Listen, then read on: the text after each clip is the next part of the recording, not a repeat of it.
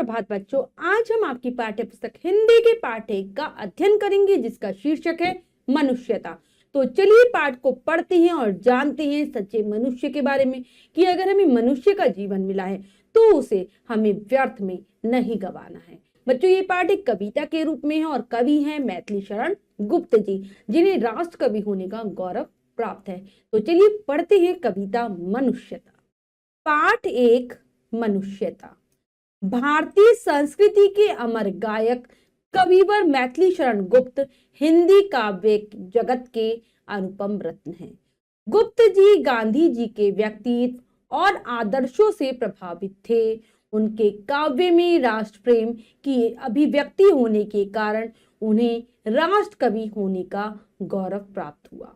साकेत, यशोधरा, भारत भारती, पंचवटी आदि इनकी प्रमुख काव्य कृतियां हैं। प्रस्तुत कविता में कवि ने बताया है कि मनुष्य की भलाई के लिए अपने को न्यौछावर कर देने वाला ही वास्तविक मनुष्य है। केवल अपने लिए जीना पशुता है।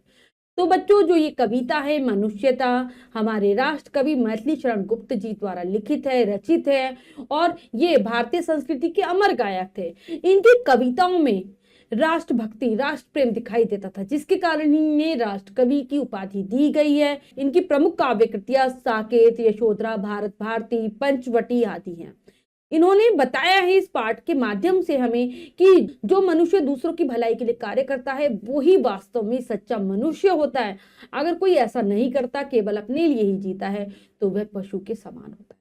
तो चलिए पढ़ते हैं कविता मनुष्यता। विचार लो कि मरते हो, न मृत्यु से डरो कभी। मरो परंतु यो मरो कि याद जो करे सभी। क्या कह रहे हैं कवि? कवि कह रहे हैं कि किसी भी व्यक्ति को, मनुष्य को ये अपने मन में अच्छे से विचार लेना चाहिए कि अगर उसे अगर उसे जन्म मिला है तो उसकी मृत्यु निश्चित है। यानी कि ये जो शरीर है, मानव शरीर, ये नश्वर है, नाशवान है। अगर वो ऐसा विचार कर लेगा तो वह मृत्यु से कभी नहीं डरेगा। तो वो सभी मनुष्यों से यही कह रहे हैं कि तुम ये मान लो कि तुम्हारा शरीर नश्वर है, नाशवान है और कभी भी अपनी मौत से डरो नहीं। और अगर तुम्हें मरना भी पड़े, ठीक है, तो इस प्रकार से अपना जीवन को अपने जीवन में कार्य करो कि तुम्हें मरने के बाद भी सभी लोग याद करें। ऐसे कार्य मत करके जाओ कि तुम्हें मरने के बाद कोई पूछे ही नहीं, कोई याद ही ना करे। ऐसे कार्य करो दूसरों की भलाई के लिए कि तुम्हारे मरने के बाद भी सब तुम्हें याद करें। हुई न यो सुमृत्यु तो वृथा मरे वृथा जिए। मरा नहीं वही की जो जिया ने आपके लिए। तो क्या कह रहे हैं कि अगर तुम्हारी अच्छी मृत्यु नहीं हुई, यानी कि मरने के बाद तुम्हें किसी ने याद नहीं किया, तो तुम्हारी ये मृत्यु तो बेकार है ही और तुम्हारा जो जीना है वो भी बेकार है। यानी कि तुम वृथा जिए, बेकार में तुम जिए हो और बेकार में ही तुम मर गए हो। वो मरकर भी नहीं मरता जो व्यक्ति केवल अपने लिए नहीं जीता, दूसरों की भलाई के लिए कार्य करता है, वो मरकर भी नहीं मरता, उसे सभी लोग याद करते हैं, वो अमर हो जाता है। यही पशु प्रवृत्ति है कि आप ही चरे, वही मनुष्य है कि जो मनुष्य के लिए मरे। कि कह रहे हैं कि ये तो पशुओं का स्वभाव होता है, प्रवृत्ति होती है कि केवल खुद का ही उन्हें खाना पीना अच्छा लगता है, खुद ही चढ़ते रहते हैं। लेकिन मनुष्य ऐसा नहीं होता। असल में मनुष्य वही है, वास्तविक मनुष्य वही है जो दूसरों की भलाई के लिए कार्य करे, दूसरों के लिए अपने प्राणों का बलिदान कर दे, दूसरों के लिए ही जिए और दूसरों के लिए ही मर जाए। उसको मरने के बाद भी लोग याद करें। रहो न भूल के कभी मदांध तुच्छ चित्त में। सनात जान आपको करो न गर्व चित्त में। क्या कह रहे हैं कि कभी भी गर्व के घमंड में तुम अंधे मत हो जाओ कि तुम्हें अच्छा और बुरे का फर्क ही ना पता चले। तुम्हारे मन में ऐसा वो ना आ जाए कि तुम अपने आप को ही सब कुछ समझने लगो। तुम्हें यही ना पता चले कि क्या हमारे लिए अच्छा है, क्या हमारे लिए बुरा है। दूसरों के बारे में भी तुम कभी ना सोचो।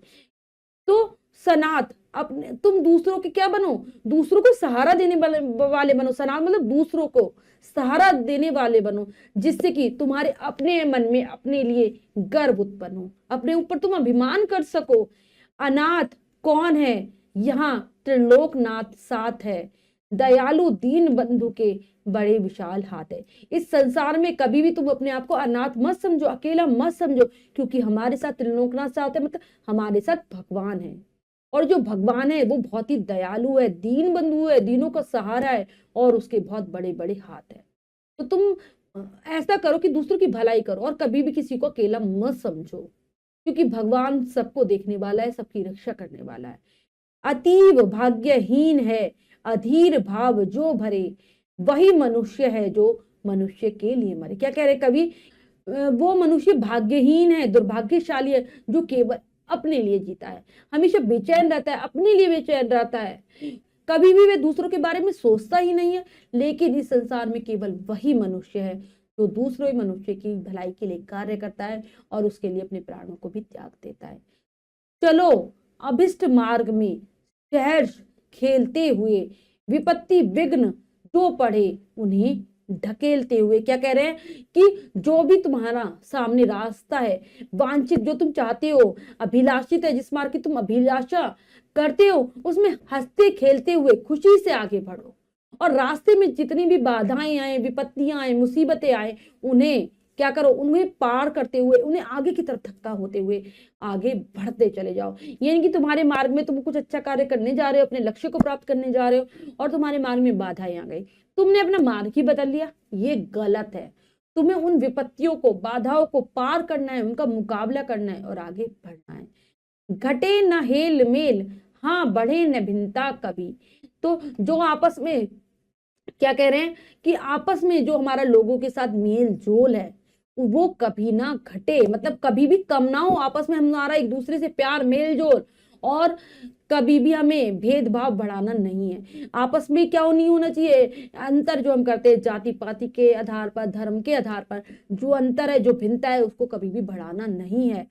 अतर्क एक पंथ के सतर्क पांथ हो सभी, कि चाहे हमारे तर्क विचार अलग अलग हो, हम तर्क विहीन हो जाएं, एक रास्ते पर चलने वाले जितने भी व्यक्ति, सबके अलग अलग तर्क हो, लेकिन उन सबको हमारा जो है एक साथ मिलकर हम आगे बढ़े।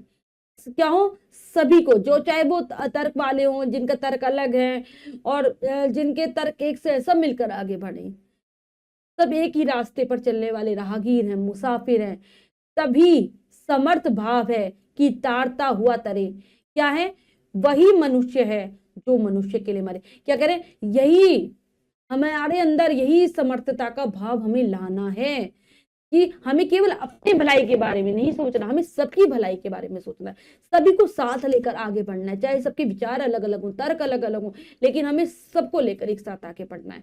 क्योंकि मनुष्य का यही स्वभाव होना चाहिए कि वो दूसरों की भलाई करता हुआ आगे बढ़े। तारता हुआ तरे मतलब दूसरों की भलाई करते हुए अपने स्वयं की भलाई करे, दूसरों को तारता हुआ आगे बढ़े, दूसरों की भलाई करता हुआ आगे बढ़े। क्योंकि वही मनुष्य है, वही वास्तविक मनुष्य है जो दूसरों की भलाई करे, दूसरों के लिए अपने आप को बलिदान कर दे, दूसरों की भलाई करते हुए मरे, जिससे लोग उसे आगे भी याद करें। तो बच्चों, कवि हैं मैथिली शरण गुप्त जी। हमने पाठ को बहुत अच्छे से समझकर पढ़ लिया है। अब हम पाठ के शब्दार्थ कर लेते हैं। मर्त्य, नाशवान, नश्वर, सुमृत्यु, अच्छी मृत्यु, जो जिया न आपके लिए, जो अपने स्वार्थ के लिए जीवित नहीं रहा बल्कि दूसरों की भलाई के लिए जीता रहा, परोपकारी, प्रवृत्ति, स्वभाव, मदांध, जो घमंड में इतना अंधा हो जाए कि उसे उचित अनुचित ही ना दिखाई दे, गर्व से चूर, अतीव, बहुत ही, अत्यधिक, अभिष्ट, वांछित, अभिलाषित, भिन्नता, अंतर, अतर्क, तर्क विहीन, सतर्क, तर्क युक्त, पांथ, पथिक, राहगीर। तो ये है पाठ के शब्दार्थ जिन्हें आप बहुत अच्छे से याद करने का प्रयास करेंगे। अब हम पाठ का अभ्यास कार्य कर लेते हैं, जो कि है लिखिए में से। पहला प्रश्न पढ़ते हैं, करने का प्रयास करते हैं। सही उत्तर वाले गोले को रंगिए। तो बच्चों, प्रश्न में 4 विकल्प है, 3 विकल्प गलत है, 1 विकल्प सही है। हमें सही विकल्प को चुनना है, सही का निशान लगा देना है। करते हैं। मनुष्य को मृत्यु से नहीं डरना चाहिए, क्योंकि मनुष्य अमर है, शरीर नाशवान है, वे निडर प्राणी हैं। उपयुक्त सभी, क्योंकि शरीर नाशवान है, मरकर भी वह अमर हो जाता है। जो अपने स्वार्थ के लिए जीता है, नेता होता है, मेहनत करता है, परोपकार के लिए जीता है। जो परोपकार के लिए जीता है वो मरकर भी अमर हो जाता है। वे भाग्यहीन होता है जो कर्म में तत्पर रहता है, जिसमें धैर्य नहीं होता। जो तपस्या करता है, जो विदेश में बस जाता है, जिसमें धैर्य नहीं होता, धीरज नहीं होता, वह भाग्यहीन होता है। इसके बाद बच्चों, ये कार्य हमने पूर्ण कर लिया। इसके बाद हमारा अगला प्रश्न है, कविता का पद्यांश पूरा कीजिए। तो यहाँ पर कविता की कुछ पंक्तियां लिखी है, उन्हें हमें पूरा करना है, करते हैं। पहली पंक्ति है, रहो न भूल के कभी मदांध मदांध चित्त में। नेक्स्ट है, सनात जान आप को, सनात जान आपको करो न, इसके बाद यहां और आ जाएगा गर्व, करो न गर्व चित्त में। इसके बाद हमारी अगली पंक्ति है, अनाथ अनाथ कौन है यहाँ, अनाथ कौन है यहाँ, त्रिलोक लोक नाथ साथ है। अगला है, दयालु दीन बंधु के बड़े विशाल हाथ है। अगला है, अतीव भाग्यहीन है अधीर, के बाद यहाँ अधीर भाव जो भरे वही मनुष्य है जो कि मनुष्य, के बाद यहाँ है मनुष्य के लिए, जो कि मनुष्य के लिए मरे। तो बच्चों एक बार फिर से पढ़ लेते हैं, हमने पंक्तियां पूर्ण कर ली हैं। रहो न भूल के कभी मदांध चित्त में, सनात जान आप को करो न गर्व चित्त में, अनाथ कौन है यहाँ त्रिलोकनाथ साथ है, दयालु दीन बंधु के बड़े विशाल हाथ हैं, अति भाग्यहीन है अधीर भाव जो भरे वही मनुष्य है जो कि मनुष्य के लिए मरे। तो बच्चों ये हो गया हमारा कार्य पूर्ण। इसके बाद जो भी कार्य दिया गया है वो आपको स्वयं करना है सुंदर अक्षरों में अपनी अभ्यास पुस्तिका में। तो बच्चों आज हमने पाठ के माध्यम से जाना कि सच्चा मनुष्य क्या होता है, वास्तविक मनुष्य क्या होता है और उसे किस प्रकार से कार्य करना चाहिए। वह मरकर भी नहीं मरता जो कि दूसरों की भलाई का कार्य करता है। आशा करती हूँ यह पाठ आपको बहुत अच्छे से समझ आ गया होगा। कविता याद करेंगे और शब्दार्थों को भी याद कर लेंगे। मिलते हैं अगली कक्षा में नए पाठ के साथ, तब तक के लिए स्वस्थ रहिए, प्रसन्न रहिए, धन्यवाद।